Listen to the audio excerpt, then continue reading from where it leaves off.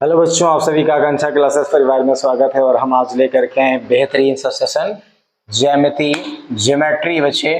और ये ब्रह्मास्त्र फार्मूला, ये फार्मूला लेक्चर रहेगा। इसमें से सभी जितने भी फार्मूले दिए गए ज्योमेट्री से, वो सारे फार्मूलों पर आज हम बच्चे बात करेंगे। और ये आप देख पा रहे हैं थंबनेल पर कि ब्रह्मास्त्र फार्मूला बच्चे, यहाँ पर ज्यामिति ज्योमेट्री की बात करेंगे। हाँ, सारे फार्मूले की बात की जाएगी। और थोड़ा सा ये आप सभी को अवगत कराना कि हमारे वो किसी भी क्लास के बच्चे हों इन फार्मूलों को बेहतर पढ़ सकते हैं, क्योंकि ये फार्मूले क्लास 6 से स्टार्ट हो जाते हैं और अपर में चलते रहते हैं।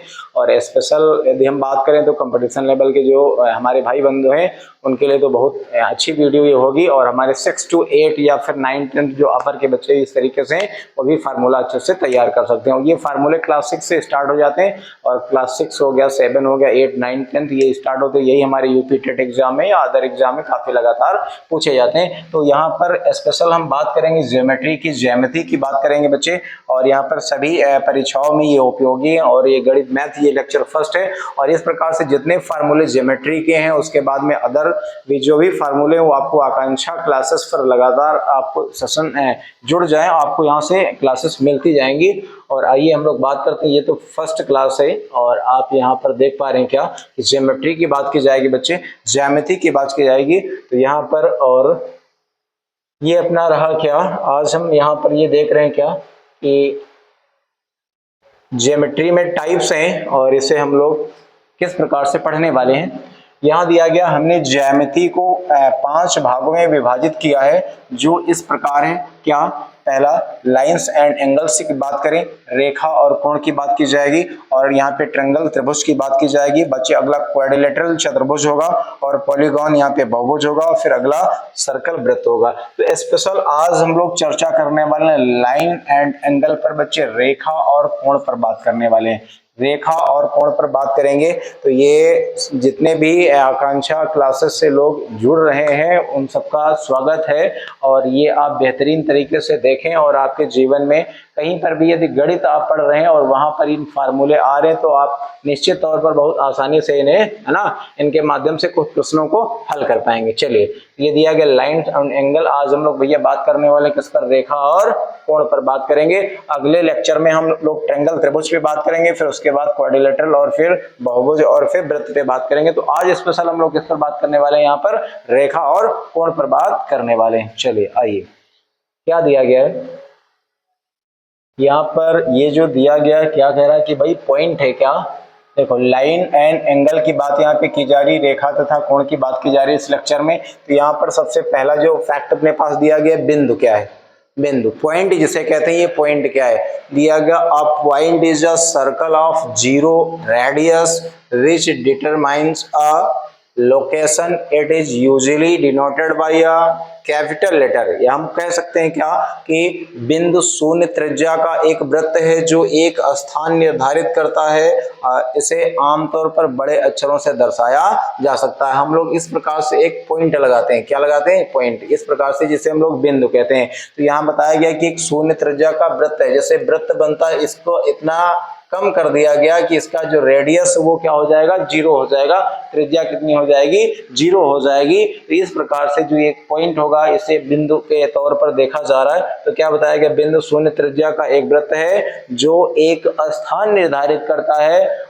इसे आमतौर पर बड़े अक्षर से दर्शाया जा सकता है। या हम अपनी भाषा में कह सकते हैं क्या कि ऐसी आकृति जिसकी ना तो लंबाई होती, ना तो चौड़ाई होती, ना तो मोटाई होती, ना तो ऊंचाई होती है, उसे बच्चे हम क्या कहते हैं, तो बिंदु कहते हैं। क्या कहते हैं, बिंदु। तो आप यहाँ पे समझ पा रहे होंगे कि हम पॉइंट की बात कर रहे हैं, बिंदु किसे कहते हैं। तो बिंदु ऐसी आकृति है जिसकी ना तो लंबाई चौड़ाई मोटाई ऊंचाई होती है, उसे क्या कहा जाता है, बिंदु कहा जाता है। तो इतनी बात आप समझ पा रहे होंगे। आइए आगे बढ़ते हैं।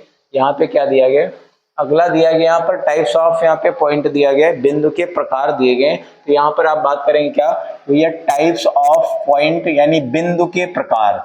यहाँ पर दिया गया, पहला वाला दिया गया यहाँ पर कोलिनियर पॉइंट्स, इसकी बात की जा रही है, कोलिनियर, जिसे हम लोग संरेख बिंदु कहते हैं। कौन से बिंदु, संरेख बिंदु कहते हैं। तो यहाँ पर हेडिंग में आप देख पा रहे होंगे, ये कौन सा बिंदु, ये संरेख बिंदु है। यहाँ पर इसमें कह रहा है यदि 3 या 3 से अधिक बिंदु किसी एक सीधी रेखा में स्थित हो तो ये बिंदु संरेख बिंदु कहलाते हैं, कोलिनियर पॉइंट कहलाते हैं। आप यहाँ पे देख पा रहे हैं कि ये एक बिंदु यहाँ पर था भैया और एक बिंदु यहाँ पर स्थित है और एक बिंदु यहाँ पर है, या और भी ज्यादा हो सकते हैं। तो इस प्रकार से एक सीधी रेखा में, ये किसमें एक सीधी, तो 3 या 3 से ज्यादा बिंदु होंगे और कहाँ होंगे, वो एक सीधी रेखा में होंगे, तो उन्हें क्या बोला जाएगा भैया, उन्हें क्या बोला जाएगा, संरेख बिंदु। क्या बोला जाएगा, संरेख, कोलिनियर पॉइंट बोले जाएंगे।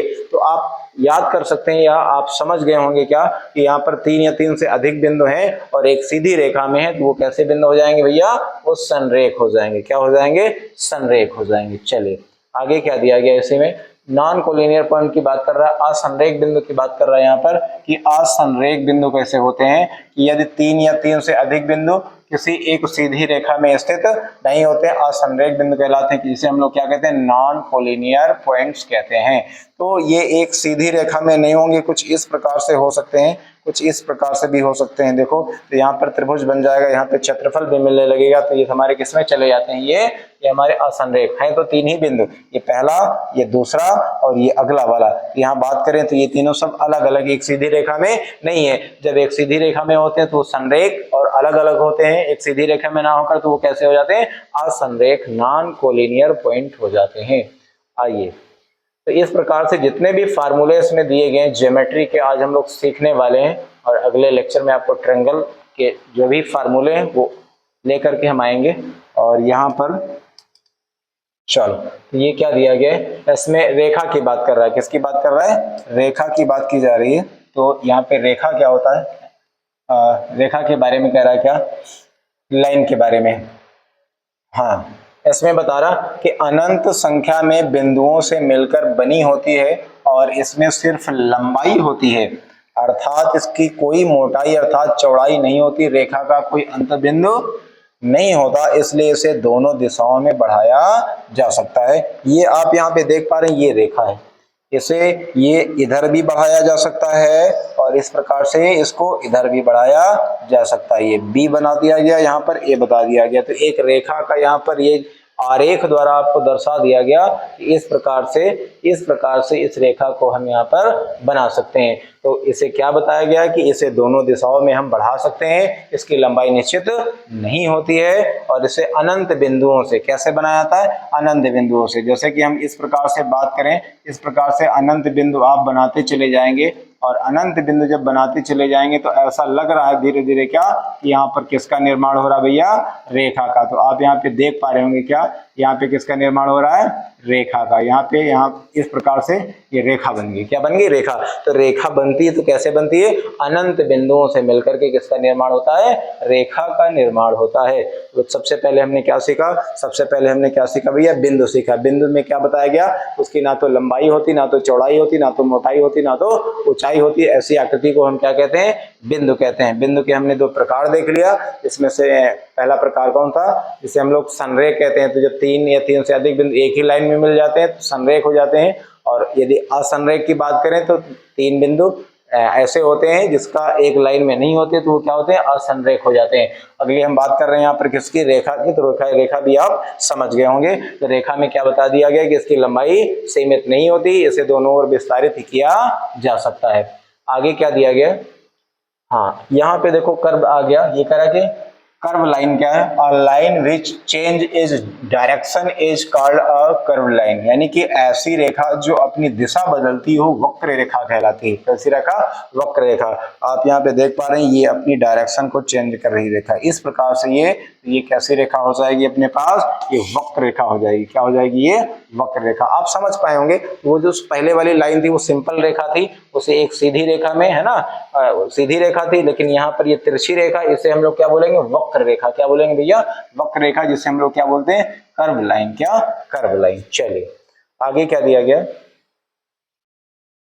अगले पेज में है, इसमें कह रहा है क्या कि लाइन सेगमेंट की बात कर रहा है, जिसे हम लोग रेखाखंड कहते हैं। क्या कहते हैं, रेखाखंड।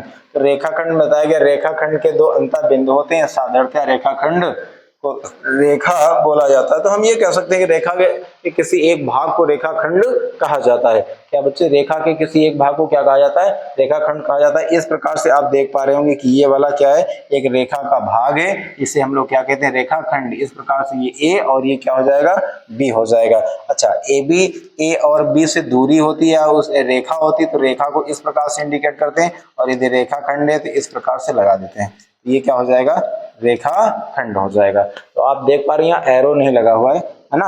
अच्छा, रेखाखंड क्या है, यूक्लिड ने इसके बारे में क्या बताया, यूक्लिड ने इसके बारे में बताया कि इसे हम रेखा ही कहते हैं, लेकिन कैसी रेखा का नाम दिया, यूक्लिड ने इसे शांत रेखा कहा था। क्या कहा था, शांत रेखा है ये। तो इसे भी निश्चित तौर पर अनंत तक बढ़ाया जा सकता है, लेकिन यहाँ पर है ना, इस प्रकार से हम लोग इसे दर्शा सकते हैं।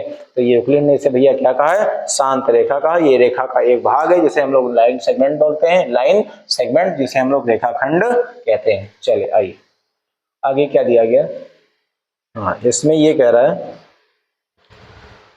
इसमें बता दिया टाइप्स ऑफ, यहाँ पे रेखाओं के प्रकार बता दिया, यहाँ पर है ना, टाइप्स ऑफ लाइन बता दिया, रेखाएं मूलतः। तो अभी हमने लोग रेखा सीख लिया है ना। रेखा को निश्चित तौर पर अनंत दोनों सिरों से बढ़ाया जा सकता है, और उसके बाद हमने रेखाखंड सीखा, देखा था रेखाखंड क्या था, कि रेखा के किसी एक भाग को रेखाखंड कहते थे, और यूक्लिड ने उसे क्या बताया था, शांत रेखा कहा है। चलो, यहाँ पे क्या दिया गया, रेखाएं मूलतः 5 प्रकार की होती हैं, और यहाँ पर सबसे पहले दे दिया गया प्रतिच्छेदी रेखाएं। कैसी रेखाएं, प्रतिच्छेदी रेखाएं। इंटरसेक्टिंग लाइंस की बात यहाँ पे की जा रही है, प्रतिच्छेदी रेखाएं की बात की जा रही है। तो इस प्रकार से देख पा रहे हैं, यदि 2 या 2 से अधिक रेखाएं एक दूसरे को प्रतिच्छेद करती हैं तो वे प्रतिच्छेदी रेखाएं कहलाती हैं। और चित्र में आप देख पा रहे हैं कि ABCD क्या है, प्रतिच्छेदी रेखाएं। इस प्रकार से ये कैसी रेखाएं भैया, प्रतिच्छेदी रेखाएं। ये क्लास 9th में थ्योरम है, यहाँ पर इस प्रकार से दिया जाता कि जब कोई 2 रेखाएं एक दूसरे को प्रतिच्छेद करती है तो उनके आमने सामने की ये शीर्षाभिमुख कोण क्या होते हैं, बराबर होते हैं। तो ये वहां पर थ्योरम देगी। हालांकि यहाँ पर ये क्या बताया गया आपसे,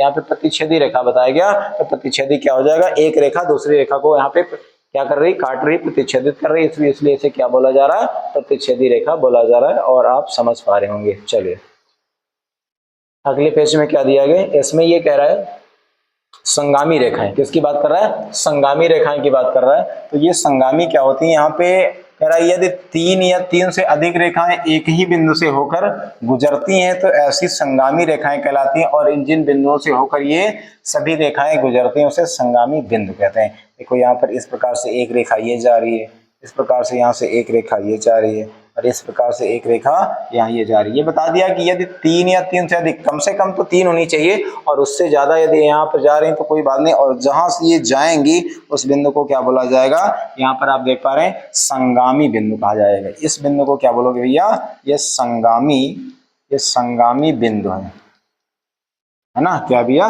संगामी बिंदु। इस प्रकार से तो आप समझ पा रहे होंगे कि 3 या 3 से अधिक रेखाएं जब जाती हैं और एक स्थान से निकलती हैं, यहाँ पर एक ही पॉइंट से जाती है तो उन्हें क्या बोला जाता है, संगामी रेखाएं। क्या, और जहां पर मिलती है वो संगामी बिंदु हो जाता है। चलो आगे क्या दिया गया, इसमें पैरेलल लाइन की बात कर रहा है।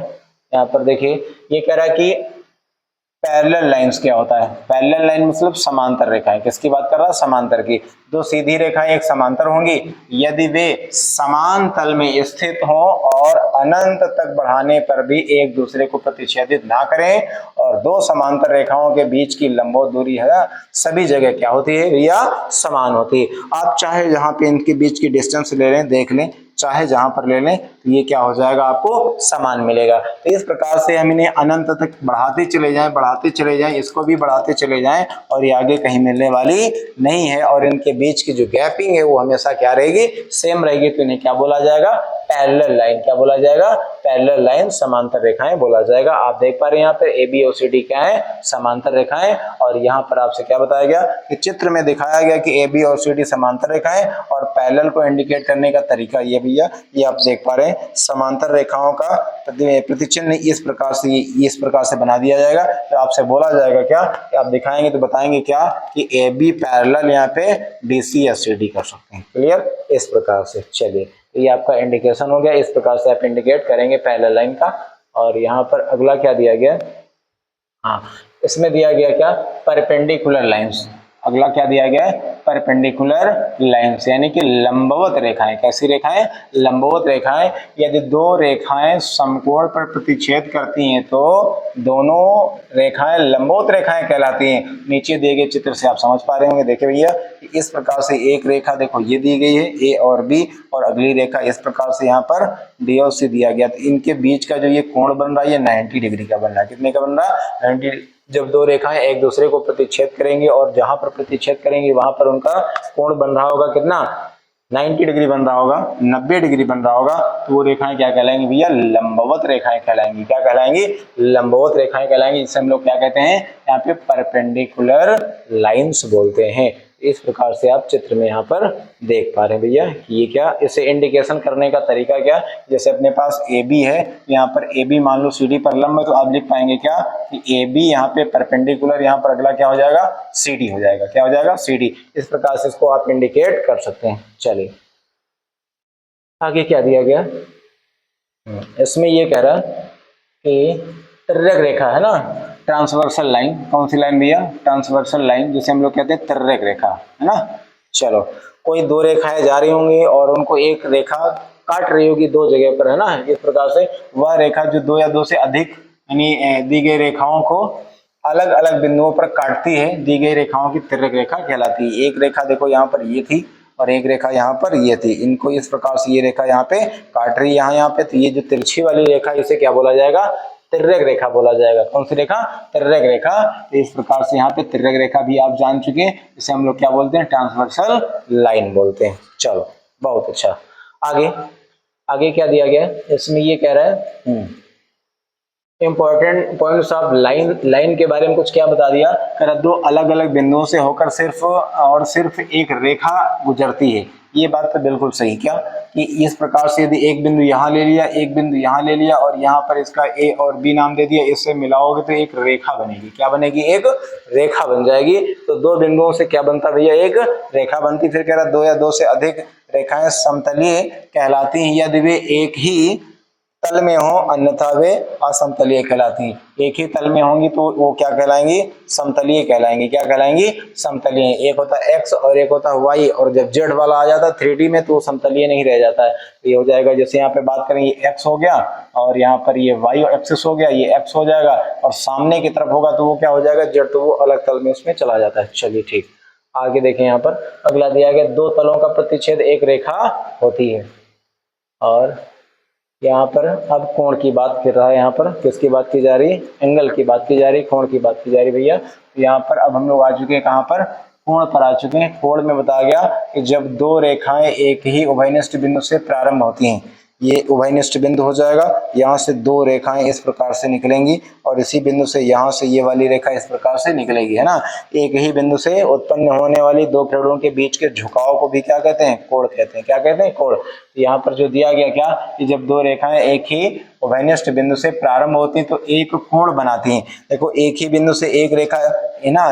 अच्छा यहाँ पर ये कह रहा है कि एक बिंदु से एक, हाँ एक मिनट, जब दो रेखाएं एक ही उभयनिष्ठ बिंदु से प्रारंभ होती है, यहाँ से अच्छा ये होगा कि यहाँ से रेखा ना बोल करके किरण बोला जाए। क्या बोला जाए, किरण, क्योंकि यहाँ से ये स्टार्ट हो रही है, यहाँ पे एंड पॉइंट है, इसका क्या है, एंड पॉइंट, और जहाँ एंड पॉइंट होता है और इस टाइप से होती है तो इसे बच्चे रे बोलते हैं। क्या बोलते हैं, रे, जिसे हम लोग किरण कहते हैं। क्या कहते हैं, किरण। तो यहाँ पर देखा जाए कि दो किरण है, ये बनी, क्या बनी है, किरणें। तो दो किरणों के बीच के झुकाव को क्या बोला जाएगा, यहाँ पे कोण बोला जाएगा। आप सीधा समझें कि एक ये बिंदु दिया गया, यहाँ से एक किरण ए निकल रही है और एक किरण क्या निकल रही है, बी। दो किरणों के बीच के जो झुकाव बन रहा है, इसके बीच का ये जो थीटा बन रहा है, यही क्या है, इसका कोण है। और ये जो ओ है इसका बच्चे शीर्ष कहलाएगा। क्या कहलाएगा, शीर्ष कहलाएगा। और ये इनके दोनों क्या कहलाएंगे, भुजा कहलाएंगे। तो आप कोण जान पा रहे होंगे क्या कि एक ही बिंदु से उत्पन्न होने वाली दो किरणों के बीच के झुकाव को क्या बोला जाएगा, कोण बोला जाएगा। तो ये आपकी परिभाषा किसकी रही, कोण की रही। तो ये अगला क्या दिया गया, हाँ इसमें ये कह रहा है कि अच्छा कोण, अब टाइप आ गया, टाइप्स ऑफ एंगल से आ गया, कोण के प्रकार आ गया। सबसे पहले दिया गया एक्यूट एंगल। यदि हम बात करें न्यून कोण की, किसकी बात करें भैया, न्यून कोण की बात कर रहा है यहाँ पर। तो न्यून कोण में आपसे क्या बोल रहा है कि यदि किसी कोण की मान 90 से कम हो और वह न्यून कोण कहलाता है। तो आप देख पा रहे हैं कि 90 तो यहाँ होता है और 90 से ये लेस है, कम है, तो ये कैसा हो जाएगा, ये न्यून कोण हो जाएगा। क्या हो जाएगा, न्यून कोण। तो ये चीज बहुत महत्वपूर्ण कह रहा है, जो थीटा होगा हमारा वो क्या होगा, वो 0 से तो बड़ा होगा, लेकिन किससे छोटा होगा, तो 90 डिग्री से क्या होगा, छोटा होगा। इस प्रकार से क्या है, जिस कोण की माप 0 डिग्री से अधिक होती है और 90 डिग्री से कम होती है, उस कोण को क्या बोलते हैं भैया, न्यून कोण बोलते हैं। क्या बोलते हैं, न्यून कोण, एक्यूट एंगल। नेक्स्ट दिया गया क्या, इसमें कह रहा है कि समकोण, यहाँ पे राइट एंगल की बात कर रहा है, राइट एंगल की बात कर रहा है, समकोण की बात कर रहा है। यदि किसी कोण का यहाँ पर जो थीटा है अर्थात वो कितना हो जाए, 90 डिग्री हो जाए, कितना हो जाए, तो जिस कोण की माप 90 डिग्री होती है वो कोण क्या कहलाता है, यहाँ पर समकोण कहलाता है। क्या कहलाता है, समकोण कहलाता है। ये देख पा रहे थीटा कितना यहाँ पर 90 डिग्री है, तो इसमें तो आपको कुछ सोचना ही नहीं। जिस कोण की माप 90 से कम होती, 0 से अधिक होती, वो न्यून कोण होता है। जिसकी माप 90 हो जाती है, ठीक है, 90 डिग्री हो जाता है, वो बच्चे क्या हो जाएगा, समकोण हो जाएगा। अगला यहाँ पे क्या दिया गया है, यहाँ पे ऑब्ट्यूज एंगल दिया गया है, यानी अधिक कोण की बात कर रहा है। यदि किसी कोण की माप 90 डिग्री से अधिक परंतु 180 से क्या कम हो, अधिक कोण कहलाता है। तो यहाँ पर ये देख पा रहे हैं, ये जैसे मान लो हमने 120 बना दिया, कितना बना दिया, 120। इसका मतलब ये 180 से तो कम है और 90 से क्या है, ज्यादा है। इस प्रकार से कौन सा हो जाएगा आपका, इस प्रकार से ये अधिक कोण हो जाएगा। तो अभी तक 3 कोण हम लोगों ने सीख लिया। 3 कोणों में क्या क्या सीखा, न्यून कोण सीखा, जिस कोण की माप 0 से अधिक और 90 से क्या होती, कम होती, वो न्यून कोण एक्यूट एंगल होता है। और जिस कोण की माप 90 डिग्री होती है बच्चे, वो क्या होता है, वो समकोण होता है। और जिस कोण की माप 90 डिग्री से अधिक होती है और 180 से कम होती है, वो कोण क्या कहलाता है, तो वो कोण हमारा अधिक कोण कहलाता है। चलो आ जाओ अगले पॉइंट पे आ जाते हैं। इसमें क्या बताया गया, इसमें कह रहा है क्या, स्ट्रेट लाइन की बात कर रहा है, स्ट्रेट एंगल की बात कर रहे हैं यहाँ पर।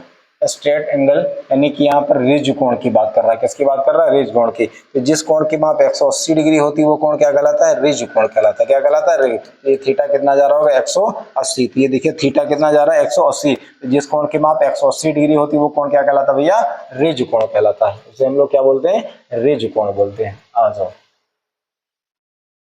और इसमें क्या दिया गया है,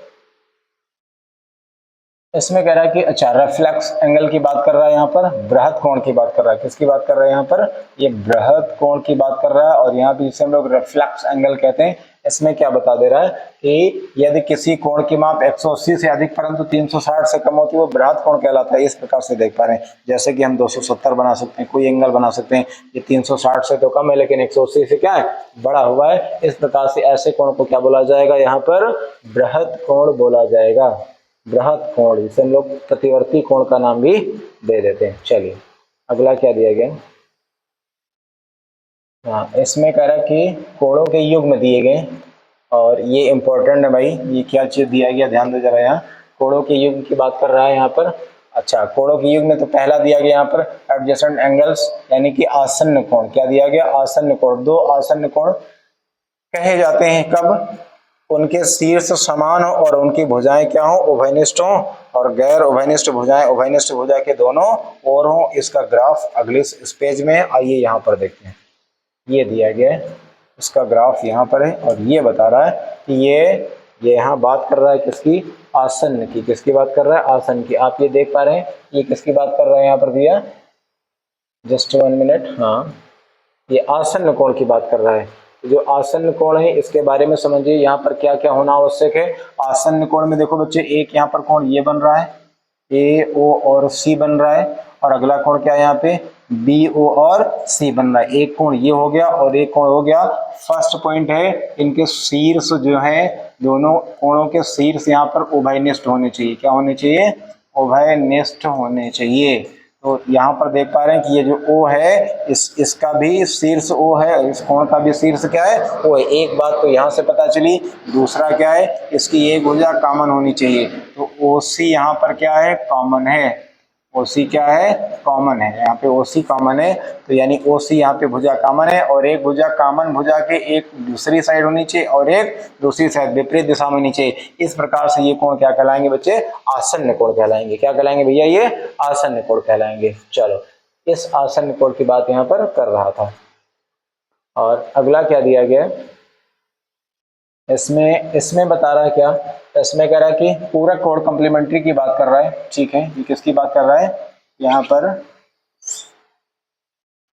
पे बात कर रहा है किसकी, कॉम्प्लीमेंट्री एंगल्स, यानी कि हम बात करेंगे किसकी, पूरक कोण की। किसकी बात करेंगे, पूरक कोण की।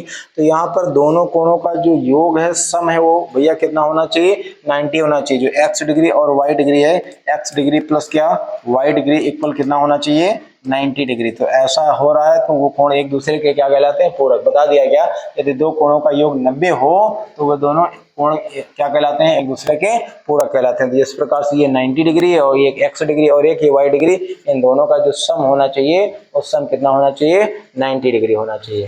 तो आप देख पा रहे हैं x degree and y degree equal कितना दिया गया, 90 डिग्री होना चाहिए, तभी वो पूरक कहलाएंगे, कॉम्प्लीमेंट्री कहलाएंगे, है ना। चलो अगला क्या दिया गया, अगला यहाँ पे बात कर रहा है किसकी, समपूरक कोण की बात कर रहा है। किसकी बात कर रहा है, समपूरक, यहाँ पर सप्लीमेंट्री की बात कर रहा है। चलो भाई, सप्लीमेंट्री एंगल्स की बात कर रहा है, तो इसका मतलब क्या है, दो कोणों का योग 180 हो तो दोनों कोण क्या कहलाते हैं, समपूरक कोण कहलाते हैं। इस प्रकार से आप यहाँ पे देख पा रहे हैं, एक ये हो जाएगा और एक का एंगल हो जाएगा। जैसे x डिनोट किया गया, ये क्या है, y, तो यहाँ पे हो जाएगा x डिग्री और ये हो जाएगा y डिग्री इक्वल में ये 180 हो जाएगा। कितना हो जाएगा, 180। इस प्रकार से 180 जब हो जाएगा तो ये दो क्या बोलेंगे जाएंगे, ये समपूरक कोण बोले जाएंगे। क्या बोले जाएंगे भैया, ये समपूरक कोण बोले जाएंगे। तो आप जान पा रहे होंगे जिन दोनों कोणों का योग 90 डिग्री हो जा रहा है वो पूरक कोण कहलाते हैं, जिनका 180 हो जा रहा है वो क्या बोले जा रहे हैं, समपूरक बोले जाते हैं। चलो इसमें क्या दिया गया है, कोणों का रैखिक युग्म दिया गया है। कोणों का रैखिक लीनियर पेयर ऑफ एंगल्स की बात यहाँ पे कर रहा है। इसका मतलब क्या है कि ये आसन्न में क्या होता था कि उसमें विपरीत होती थी, भुजाएं इधर उधर होती थी लेकिन विपरीत नहीं होती थी, लेकिन यहाँ भुजाएं कितनी होंगी, विपरीत होंगी। ये 180 जा रही होंगी, यानी इनका योग जो बनेगा वो 180 बनेगा। तो यहाँ पर वो चीजें सही है, बस अभी जब से आसन हम लोग सीख रहे थे तो इस प्रकार से वहां पे एंगल बने थे, तो ये वाली जो यहाँ पर साइड थी ये विपरीत नहीं थी, और यहाँ पर क्या हो जाएंगी, ये विपरीत हो जाएंगी। तो यहाँ बता रहा है कि दो आसन्न कोणों का रैखिक युग्म तब बनाते हैं जब उनकी दोनों आसन्न भुजाएं विपरीत हो जाएं, ये वाली इसके अपोजिट, ये वाली इधर यानी विपरीत हो जाएं, तो और ये उसका एक कॉमन रहेगा। और इस प्रकार से यहाँ पर 180 भी चला जाता है, इनका सम जाएगा बिल्कुल, जब विपरीत जाएंगे तो 180 ही जाना है। तो इस प्रकार से हो गया कि यहाँ पर कोणों का रैखिक युग्म की बात करेगा तो एक उधर जाएगा अपोजिट में, एक लाइन इधर जाएगी और इसका कोई एंगल बना होगा यहाँ पर।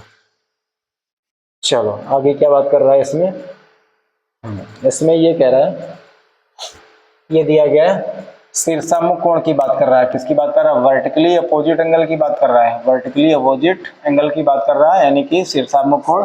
तो शीर्षामुख कोण में क्या हो जाएगा, यहाँ पर देखो जब दो रेखाएं एक दूसरे को प्रतिच्छेद करती है, अभी हमने बताया था, ये एक रेखा इसको काट रही, एक रेखा इस प्रकार से काट रही, तो इधर वाला कोण इस कोण के बराबर होगा। और देखो कलर मेंशन किया गया है, यहाँ पर कलर मेंशन किया गया, आप जान पा रहे होंगे कलर मेंशन किया गया, जो ये रेड वाला पोर्शन है, ये वाला एंगल और ये रेड वाले पोर्शन के इक्वल के बराबर है, और ये वाला एंगल इस एंगल के बराबर है। सीधी सी बात है, जब कोई दो रेखाएं एक दूसरे को प्रतिच्छेद करती है तो इनके सम्मुख कोण आपस में क्या होते हैं, बराबर होते हैं। क्या होते हैं, बराबर होते हैं। ऐसी रेखाओं को वहां पे क्या बोला जा रहा है, यहाँ पर मतलब ऐसे कोणों को क्या बोला जाएगा, शीर्षामुख कोण बोला जाएगा। क्या बोला जाएगा भैया, शीर्षाभिमुख कोण बोला जाएगा। चलो ये दिया गया है। और दूसरे शब्दों में जब रेखा प्रतिच्छेद करते शीर्षामुख कोण उस युग्म बनाते हैं, शीर्षामुख कोणों के प्रत्येक में बराबर होते हैं। ठीक, हमने बता दिया क्या कि ये आपस में क्या होते हैं, बराबर होते हैं। जब कोई दो रेखाएं मतलब वो खींची जाती रेखाएं एक दूसरे को प्रतिच्छेदी रेखाएं हम कह सकते हैं, और ये एक दूसरे को प्रतिच्छेद करेंगे तो इनके बीच का जो कोण बनेगा आमने सामने वाला वो बराबर होगा। ऐसे को कोणों को क्या बोला जाएगा, यहाँ पे शीर्षामुख कोण बोला जाएगा, वर्टिकली अपोजिट एंगल। चलो अगला दिया गया क्या, कॉरेस्पॉन्डिंग एंगल की बात कर रहा है, यहाँ पर संगत कोण की बात कर रहा है। किसकी बात कर रहा है, संगत कोण की। तो यहाँ पर आगे इसका वो दिया गया है, यहाँ पे ग्राफ दिया गया, यहाँ से हम बात करते हैं, ये इसका दिया गया, यहाँ से सारी चीज आपको समझा दे रहे हैं। यहाँ पे बात कर रहा है संगत कोण की, संगत कोण की बात कर रहा है। तो ये संगत कोण क्या हो जाएंगे, देखो भाई इसका मतलब क्या है कि ये दो समांतर रेखाएं जा रही हैं, यहाँ पे जो L है वो पैरेलल है किसके, M के पैरेलल है, और इसका ट्रांसवर्सल है, ये इसके का है ट्रांसवर्सल है। तो यहाँ पर देखो जो ऊपर वाला एंगल है और यहाँ इस लाइन के ऊपर वाला एंगल, ये तुम्हारे संगत हो जाएंगे। क्या हो जाएंगे, संगत। जो एंगल 1 है ये एंगल इक्वल किसके होगा, 5 के हो जाएगा। यहाँ ऊपर वाला एंगल, यहाँ पे ऊपर वाला एंगल, यानी कि ये जो 4 है ये बराबर होगा किसके, ये 8 के बराबर हो जाएगा। इस प्रकार से ये नीचे वाला इस नीचे वाले के बराबर जाएगा। एंगल जो 3 है, जो एंगल तीसरा यहाँ पर दिया गया है, ये बराबर होगा किसके हो जाएगा, 7 के हो जाएगा। और एंगल ये नीचे वाला जो 2 दिया गया किसके बराबर हो जाएगा, 6 के। एंगल 2 बराबर हो जाएगा 6 के। ये तुम्हारे संगत कोण कहलाएंगे। ये क्या कहलाएंगे? संगत। ऊपर है तो यहाँ का ऊपर वाला, यहाँ ऊपर है तो ये ऊपर वाला, यदि नीचे है तो नीचे वाला, ये नीचे है तो नीचे वाला। ये बराबर होते हैं कब? जब ये रेखाएं समांतर होती है, इनको कोई तिर्यक रेखा काटती है, उस कंडीशन में यहाँ पर ये क्या होते हैं? ये संगत कोण कहलाते हैं। ये आपस में क्या होते हैं? बराबर होते हैं। चलो आगे यहाँ पर किसकी बात कर रहा है? हाँ, लाइन उसी प्रकार से दे दिया गया। अब यहाँ पे बात कर रहा है क्या कि एकांतर कोण की बात कर रहा है। किसकी बात कर रहा है? एकांतर कोण की बात कर रहा है। यहाँ पर अल्टरनेट एंगल की बात कर रहा है। चलो भाई ये भी समझ लो क्या एकांतर कोण क्या है। कि जैसे हम यहाँ पे बात करें कि जो ये कोण 3 है, जो तीसरा वाला है, ये किसके बराबर होगा? 5 के। तो यानी कोण यहाँ पे थर्ड जो है ये किसके ऊपर होगा? 5 के। एकांतर है, अंतर है एक का, तो यहाँ पर ये हो गया 3 और ये कितना हो गया? 5। ये बराबर हो जाएगा। और यहाँ से देखा जाए तो 2 और 8 के हो जाएगा। ये 2 बराबर किसके हो जाएगा? 8 के हो जाएगा। और अगली बात करें क्या कि जो ये तुम्हारा दिया गया कितना, ये वाला यहाँ पर दिया गया कितना? 1 का, और किससे हो जाएगा? 7 से हो जाएगा। तो 1 का किससे हो जाएगा भैया? 7 से हो जाएगा। ये 1 का किससे हो जाएगा? 7 से हो जाएगा। और 4 का किससे हो जाएगा? 6 से हो जाएगा। एंगल जो 4 है वो बराबर किसके हो जाएगा? एंगल 6 के हो जाएगा। तो ये क्या बोले जाएंगे? एकांतर कोण। 1 का अंतर 3 का, इधर 4 हो गया, 2 का इधर कितना हो गया? 8 हो गया, और ये 4 का ये 6 हो जाएगा, 1 का कितना हो जाएगा? 7 हो जाएगा। आप नीचे यहाँ पर देख पा रहे हैं क्या? यहाँ पे लिखा भी हुआ क्या? ये वाला 3 5 के बराबर है, 3 5 के बराबर है, 2 8 के बराबर है, तो ये 2 8 के बराबर है, 1 7 के बराबर है, और यहाँ पर 4 6 के बराबर है। तो आप सीख पा रहे होंगे क्या ये आपसे ये क्या बोले जा रहे हैं आपसे? तो यहाँ पर आपसे कहा जा रहा है क्या कि ये भैया क्या है? एकांतर कोण है। कैसे कोण है? एकांतर कोण है। यहाँ पर क्या बता दे रहा है, थोड़ा सा देख लेते हैं क्या भाई। इसमें कह रहा है कि इसके विपरीत यदि कोई रेखा दो रेखाओं को इस प्रकार प्रतिच्छेदित करती है कि एकांतर अंतः कोण एक युग्म बराबर हो तो दोनों रेखाएं समांतर होती हैं। अच्छा, यहाँ ये बताया जा रहा कि जब दो रेखाएं यहाँ पर यहाँ पे ये कह रहा है कि जब दो रेखाएं इस प्रकार से जाती समांतर, उनको कोई तिर्यक रेखा काटती, इसका मतलब यदि इनके संगत कोण बराबर होते हैं तो रेखाएं कैसी होती हैं? समांतर होती हैं। तो इस प्रकार से यहाँ बता दे रहा है क्या कि यदि कोई दो रेखाएं जाएंगी इस प्रकार से, और उनका ये वाले कोण, क्योंकि कह रहा है इस प्रकार से प्रतिच्छेद करेंगे उनके एकांतर अंतः कोण का युग्म बराबर हो, तो यानी एकांतर तो एक ये हो जाएगा और ये हो जाएगा। यदि दोनों बराबर हैं तो रेखाएं फिर कैसी रही होंगी? समांतर जाएंगी। कैसी होंगी? समांतर। तभी समांतर रेखाओं में ही ये बन सकता है। तो इसका अपोजिट बोला जा रहा है यहाँ पर क्या कि जब रेखाएं समांतर होती है तो एकांतर अंतः कोण बराबर होते हैं, और जब एकांतर अंतः कोण बराबर है इसका मतलब रेखाएं क्या रही होंगी? समांतर रही होंगी। इस बात को यहाँ पर बता रहा है। ठीक है, और इसमें क्या बोल रहा है? क्रमागत आंतरिक कोण की बात कर रहा है। क्रमागत आंतरिक कोण की बात कर रहा है। तो इसमें क्रमागत आंतरिक कोण में आप देख पा रहे हैं कि इसमें ये जैसे 3 हो गया और ये कितना हो गया? 8 हो गया। इनकी यदि हम बात करें तो ये किसके बराबर जाएंगे? ये दोनों कोणों का योग जो जाएगा वो 180 के बराबर जाएगा। कौन? एंगल 3 प्लस एंगल किसकी बात करें? यहाँ पर 8 की बात करें। इसी प्रकार से एंगल 2 और एंगल 5 किसके हो जाएगा? एंगल 2 प्लस एंगल कितना हो जाएगा? 5 इक्वल में कितना हो जाएगा? ये 180 हो जाएगा।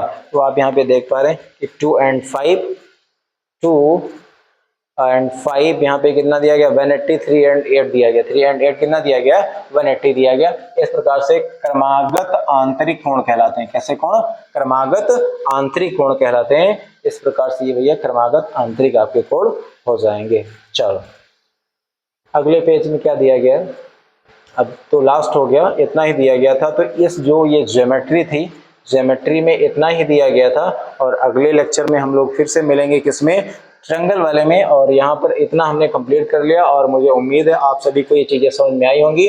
और यहाँ पर आप सभी को थैंक यू। और यहाँ पे मोटिवेशन थॉट है, क्या लिखा है?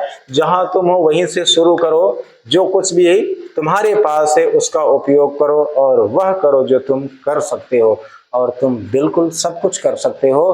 तो हमारा तो यही कहना होगा कि आप यदि तैयारी को थोड़ा सा अच्छे से नहीं कर रहे हो तो थोड़ा मन से लग जाओ और चीज़ों को अच्छे से करो, और कहते नहीं कि सफलता एक दिन में नहीं मिलती, लेकिन एक दिन जरूर मिल जाती है। और लास्ट में चलते चलते 2 लाइन कहेंगे क्या कि नन्ही चींटी जब दाना लेकर चढ़ती है, चढ़ती दीवारों पर 100 बार फिसलती है, चढ़कर गिरना गिरकर चढ़ना ना अखरता है, आखिर उसकी मेहनत बेकार नहीं होती, कोशिश करने वालों की कभी हार नहीं होती।